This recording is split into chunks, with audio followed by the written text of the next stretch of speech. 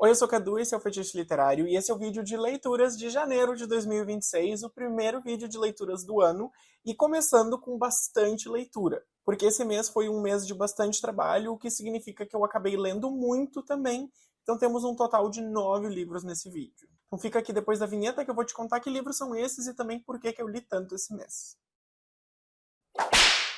Quem acompanha o canal sabe que eu tenho aí uma média de leitura de 5, 6 livros por mês, porque eu já tenho um hábito de leitura consolidado há muitos anos e eu já descobri o que para mim funciona, o que para mim não funciona. Acontece que eu moro no Canadá e, diferente do Brasil, aqui em janeiro não é férias, pelo contrário, é um mês em que tem bastante trabalho e não foi diferente para mim, porque eu tive bastante coisa para fazer da minha tese. Então acaba que eu li muitas coisas para minha tese, eu também li muitos livros para uma disciplina que eu estou fazendo no doutorado, e eu consegui intercalar essas leituras com livros de literatura mais leves para que eu pudesse, navegar todo esse monte de leitura acadêmica. E por isso que nós temos esse vídeo com essas 9 leituras que eu vou dividir, começando pelas leituras literárias e depois pelas leituras acadêmicas. Antes de eu começar, não esquece de dar um like nesse vídeo para ajudar no engajamento e dizer por YouTube que você gosta de ver conteúdo de produtores literários para ele continuar espalhando vídeos sobre literatura por aí. Bom, o primeiro livro literário que eu li este mês é Quem é Você, Alaska, do John Green.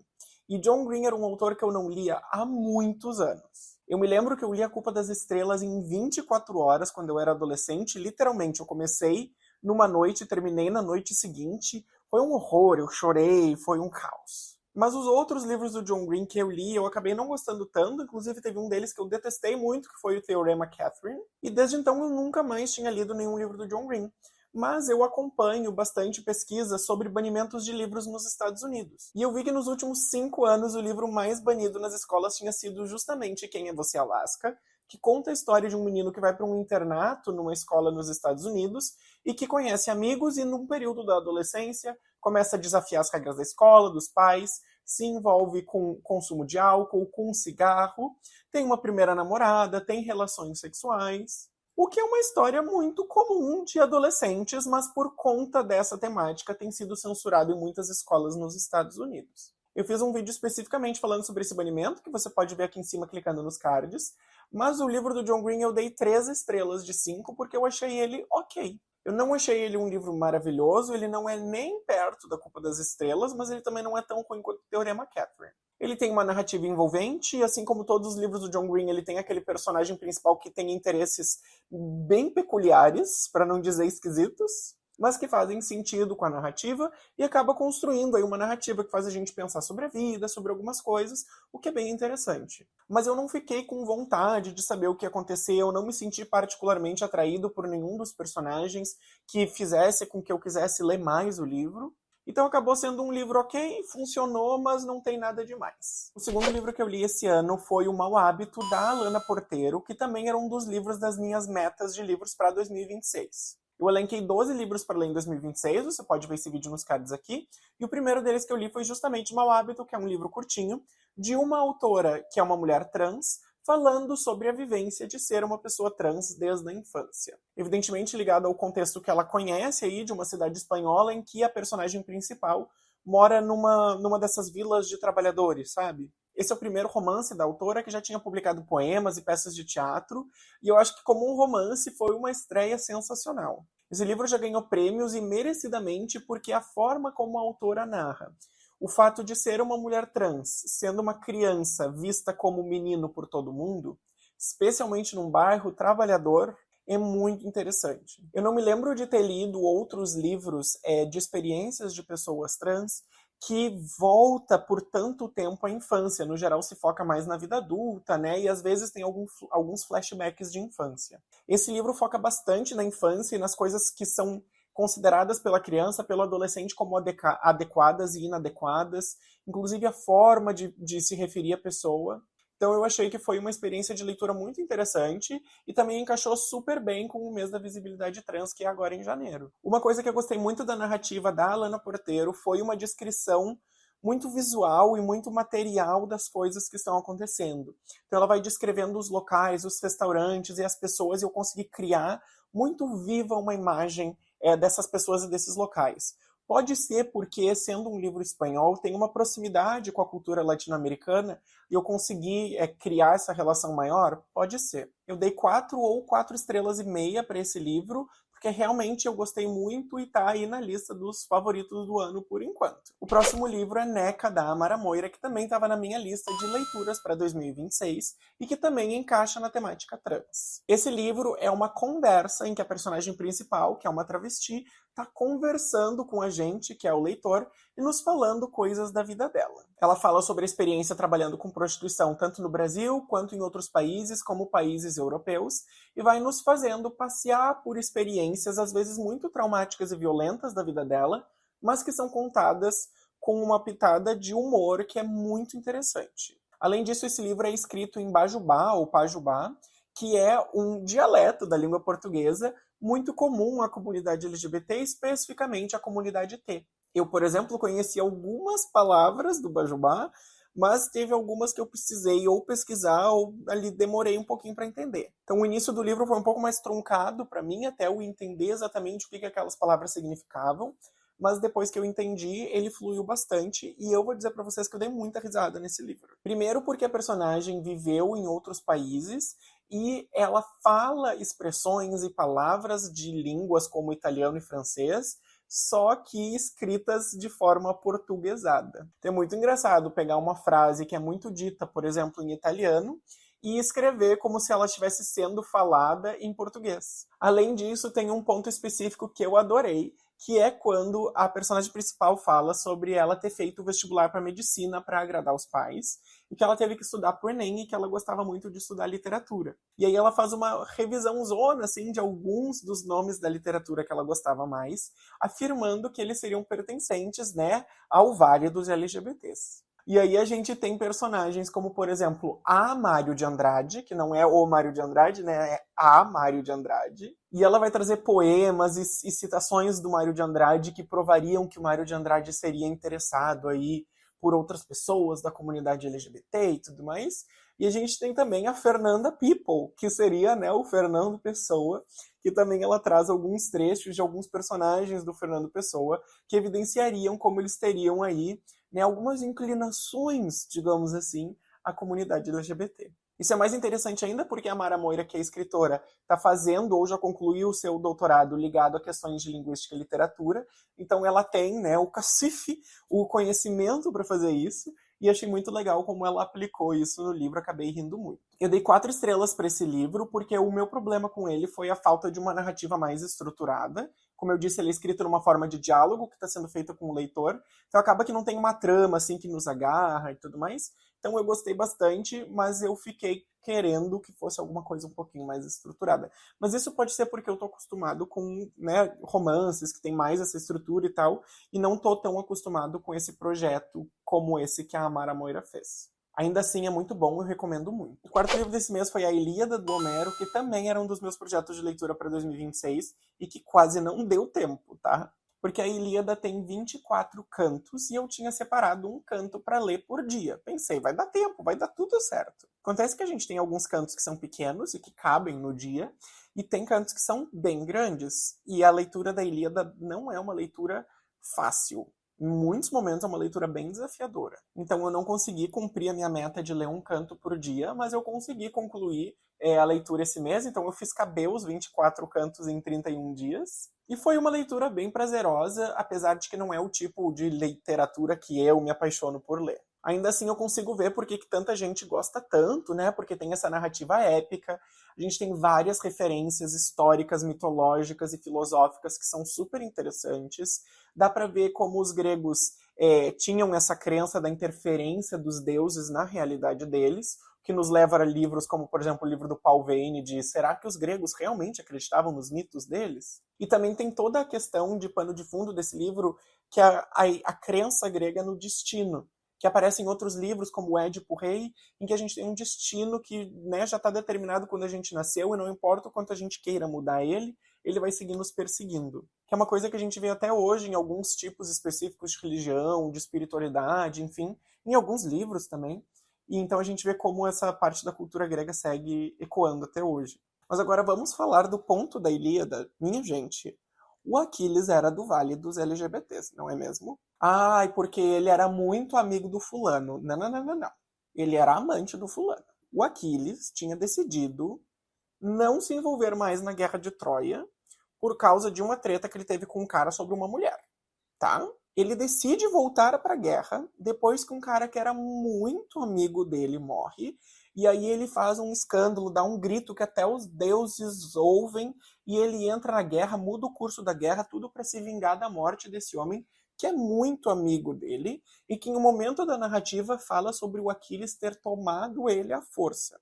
Então, assim, não dá para manter a narrativa de que o Aquiles ele era muito amigo, né, do cara.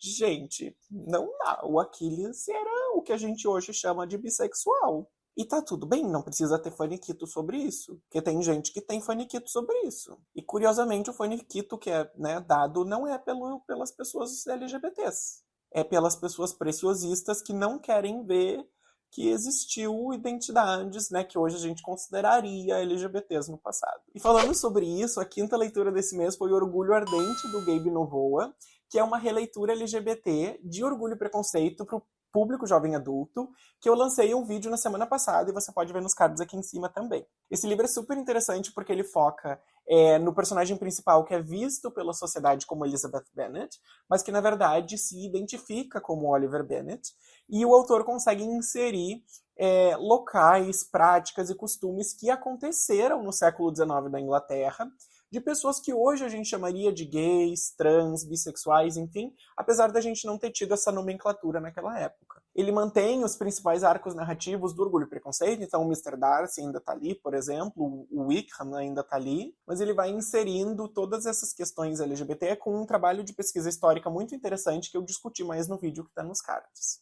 É uma leitura super apaixonante, dá pra gente dar uns suspiros, dá pra gente dar uma choradinha, mas é uma leitura jovem adulto, então não vai esperando aí que você vai encontrar um grande épico como a Ilíada, porque você não vai. E começando agora os livros acadêmicos, eu reli A História da Sexualidade, volume 1, do Michel Foucault, que é um livro fundamental para qualquer pessoa que tenha algum interesse em estudar história da sexualidade ou a sexualidade no mundo contemporâneo. Eu li esse livro porque eu estou fazendo uma disciplina do doutorado que se chama Histórias da Sexualidade, e justamente esse é um livro teórico base para que a gente entenda o desenvolvimento do resto da literatura científica sobre o assunto. O que o Michel Foucault faz nesse livro é um pulo do gato teórico muito interessante em mostrar que essa teoria de que a sexualidade é reprimida, que ela é um tabu, vem lá dos vitorianos até hoje, que a gente está aos poucos se libertando e tudo mais, é balela. O Foucault vai enfatizar como a gente gosta de falar isso pra gente, porque a gente gosta de ter a ideia de que a gente está progredindo, de que a gente está avançando, de que a gente é a melhor sociedade,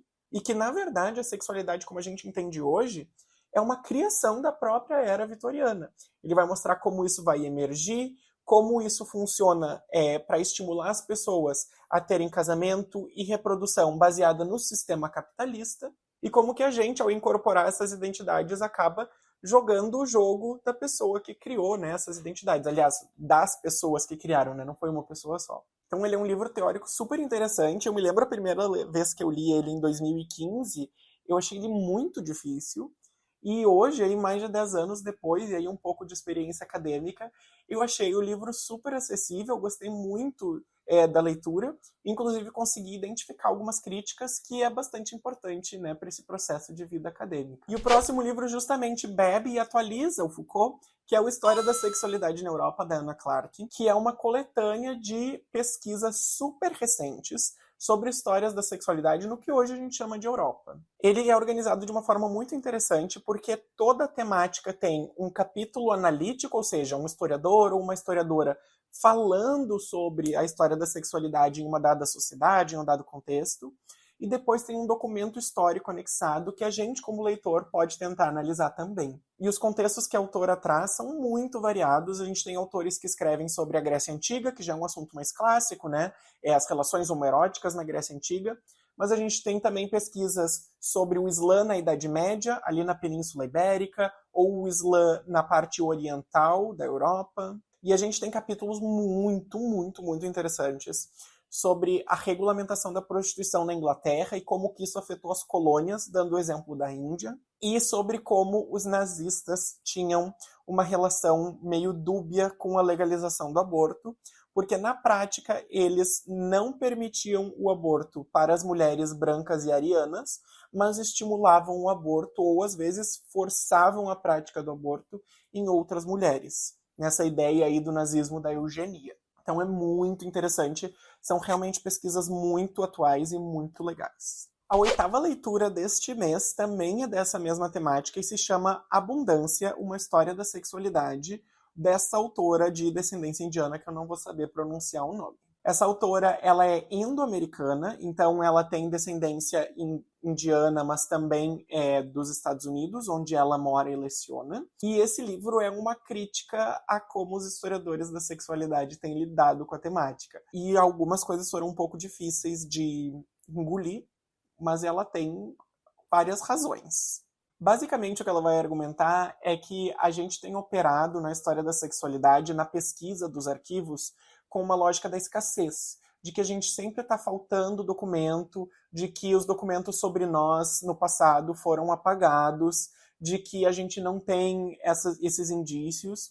E ela vai fazer uma virada teórica para tentar argumentar que o que a gente tem que ver no arquivo não é a escassez, é a abundância. E assim, eu vou dizer para vocês que eu não sei exatamente como fazer isso. Se eu tivesse que criar essa metodologia, tipo, usando o livro dela, eu vou para um arquivo e eu vou trabalhar com abundância.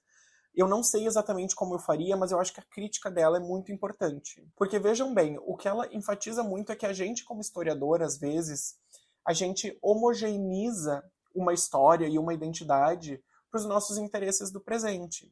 Então, por mais que a gente entenda que não tenha existido, por exemplo, o nome heterossexual ou homossexual no passado, é muito comum a gente ir para o arquivo querendo encontrar práticas que a gente hoje considera heterossexuais ou homossexuais. E ela vai mostrar como isso cria uma linearidade e que vai cortando o que realmente foi do passado para encaixar nessa narrativa linear que a gente quer criar para a gente poder se enxergar no passado. E assim, é uma crítica forte. E é uma crítica que não é só referente à história da sexualidade, mas principalmente, e foi uma discussão bem acalorada na aula. Mesmo eu não tendo entendido 100% a proposta da abundância que ela quer fazer, e a maioria dos meus colegas também não entendeu, é uma crítica que é super interessante e que me deixou pensando por muito tempo. E aí, finalmente, a última leitura desse mês foi uma leitura para minha própria tese, que é As Mobilizações Antigênero na Europa e a Resposta Feminista, de 2 autores que eu também não sei pronunciar o nome, porque o sobrenome é do leste europeu. Mas eles fazem uma virada muito interessante. Eu pesquiso os movimentos antigênero desde o mestrado, e o que a gente com frequência faz nas publicações sobre o assunto é enfatizar a ação desses movimentos, né? Como é que eles agem, quais são as estruturas deles, as estratégias, porque a gente quer entender como acontece para poder, né, criar estratégias e combates, enfim, para promover de fato direitos humanos. E o que esse livro faz é identificar que existe um silêncio na literatura sobre as reações. Eles convidam autores de vários lugares da Europa, porque é focado na Europa, a dizer como que os movimentos feministas e os movimentos pela diversidade têm reagido, têm conseguido parar pautas conservadoras, têm conseguido avançar com pautas progressistas. Então é um livro que dá uma certa esperança e uma certa inspiração para a gente pensar na nossa própria ação de militância, se a gente quer construir um mundo que seja mais adequado para as diferentes expressões de gênero, de sexualidade, em que as pessoas se respeitem, que a gente tenha mais direitos humanos e assim por diante. E o melhor disso é que esse livro ele é um livro open access, então é só você digitar o nome dele no Google e você pode baixar, não é ilegal, porque o livro foi feito com financiamento público da União Europeia e, portanto, ele está disponível para download para qualquer um que tenha interesse. Eu estou, inclusive, citando ele bastante nos primeiros capítulos da minha tese, porque eu realmente fui muito tocado pelas argumentações dos diferentes autores que estão aqui, e eu achei uma proposta bem interessante. Bom, pessoal, foi um vídeo longo de leituras, mas muitas leituras interessantes, e eu espero que vocês tenham gostado. Não esquece de dar um like nesse vídeo para ajudar no engajamento e me mostrar que você gostou do vídeo. Comenta aqui embaixo comigo o que você achou, se você leria algum desses livros, ou qual foi o livro que você mais gostou de ler em janeiro. Não esquece de seguir as redes sociais, que vão estar linkadas aqui embaixo. Até o próximo vídeo e tchau, tchau!